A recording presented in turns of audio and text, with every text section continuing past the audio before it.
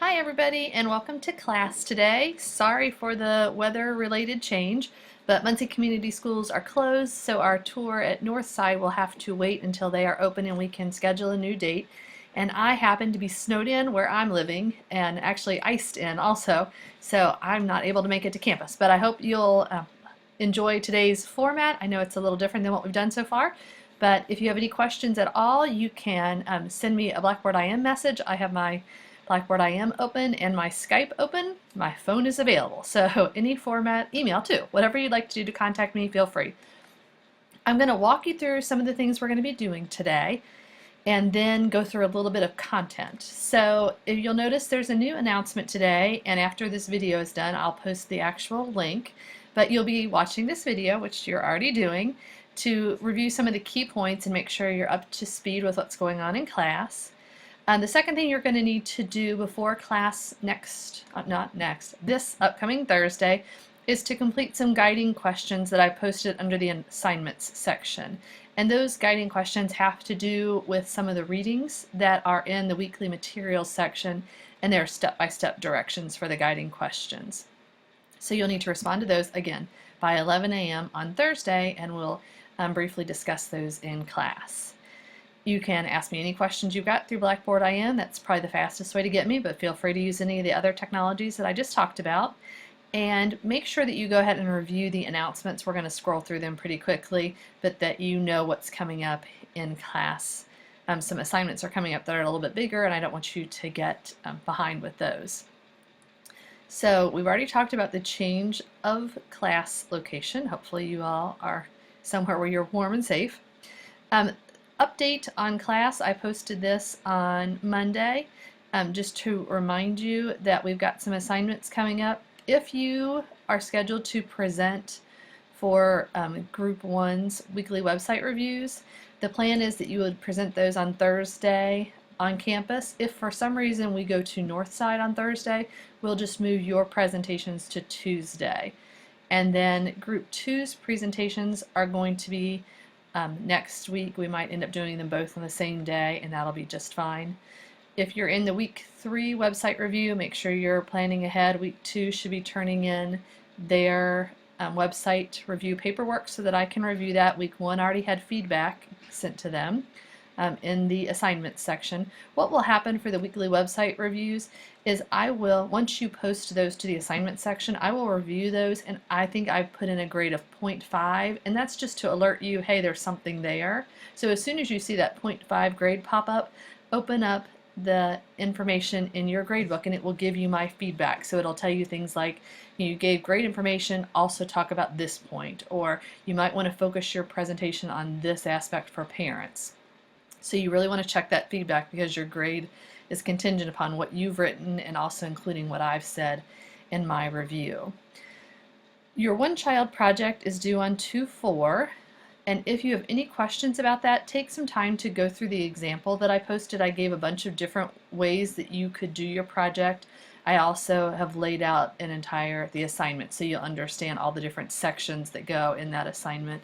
The scoring guide is available for you to go through and make sure you understand what you need to do. The first important thing though is read the book. You'll need to read it before you can start on the assignment.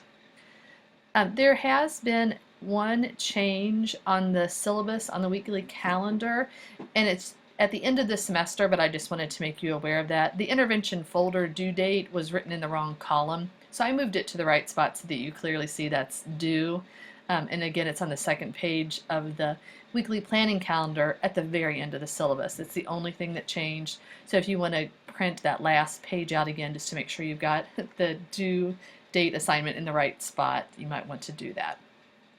All right, we're going to scroll back up here to the top, and I just want to point out to you that when you click on the assignments tab, and then once that opens for you, that's when you'll see the assignment for today's participation, and those are called guiding questions.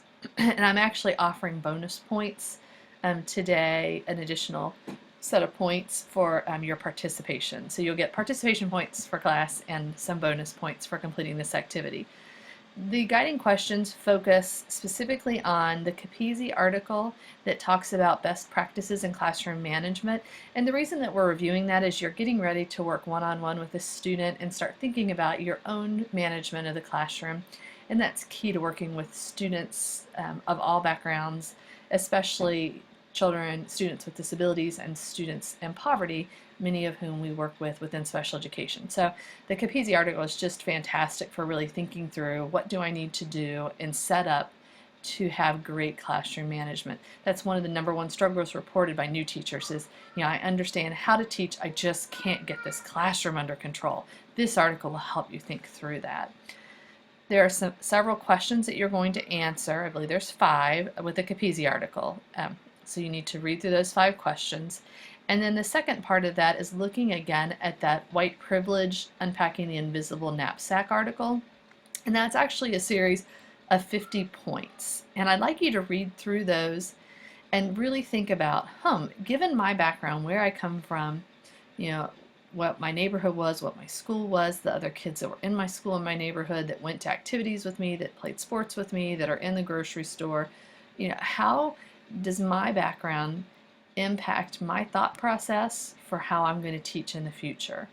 So if you've grown up with a very wealthy family, if you've grown up in a family that struggled to put food on the table, no matter what your background is, what your racial background is, your ethnic background, your religious background, your family setup, all those things really impact subliminally the way we think about how we learn and how other kids should learn, and makes a huge difference in the classroom.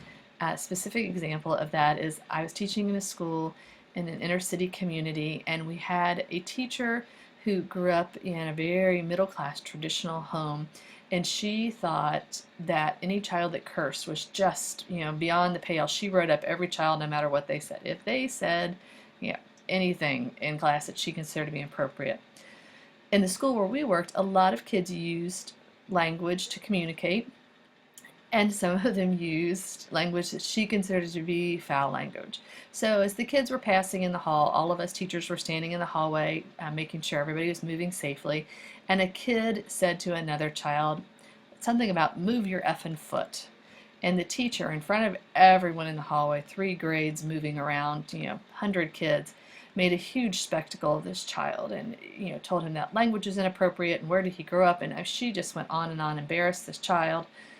When the kids all started to go back in the classroom, another teacher walked over to her and said, "You were out of line. You're putting your values on this child, and that's not appropriate." Reminding him of how to interact in school and just let him know, hey, you need to use your school words, would have been acceptable. But this teacher sent him to the office, wrote him up. He ended up in detention and was really embarrassed in front of all the other kids. There was no need to go there. So she hadn't really thought through her background and how that impacted her teaching and how that impacted how she interacted with the kids, their level of respect for her, their level of following directions. We want to make sure that we don't let our background impede other kids' learning and impede the way we teach. So it's a good opportunity to kind of think through, okay, here's where I come from, and this is how it might impact my kids. So I'd like you to look at those 2 articles and really focus your thinking and reading on how can this information support my teaching, and how can my background support everyone's learning? What do I need to do differently? What do I need to learn? What do I need to think about? So that's what you're going to write about in the guiding questions. I'm going to do a little bit of review, and we're going to end up dividing this between this first section of video, and there'll be a second short video. But let's look at some of the chapter information. Know that the next time we have class on campus, we're really going to be dividing into small groups and looking at the key points from several laws, the Americans with Disabilities Act, IDEA, and NCLB, and how they impact students receiving special education services today. So look at pages 10 through 19 and make yourself a list. Here's how ADA is important. Here's why IDEA is important. Kids really and parents need to understand least restrictive environment. We as teachers need to understand least restrictive environment and due process so that we make sure we're providing the best services for kids. Under NCLB, I know that students with disabilities and students without disabilities, any child that's behind in any milestone testing needs to receive immediate interventions, and those interventions need to be from best practices, from research-based, evidence-based practices. And all children need to receive those services before we do any kind of special education review. The old model before NCLB was wait to fail. We just kept record of a kid and said, John's behind, and 6 months later, John's still behind. Yep, he's really behind now. Well, let's make a special education referral. With NCLB, we've totally changed that model, turned it upside down and said, John's behind, let's begin this intervention, this step, and this step. And 2 months later, we're going to look at the data and say, he's making a little progress, but not as much as we expected. Let's put more interventions in place. So we never wait for a child to fail. We continually provide services, and that is a direct result of NCLB. You need to make sure that you understand that key piece of legislation. We also need to understand those same kind of facts about IDEA and ADA. So I'm going to let you do some reading, 10 to 19, review what you've already learned, and make some notes so that we can talk about it in class and share our personal experiences with that. We also want to make sure we understand fully how least restrictive environment affects students. And to do that best, in the PowerPoint for Chapter 1, if you look at slides 6 and 7, we've got some great diagrams there that walk us through the least restrictive environment.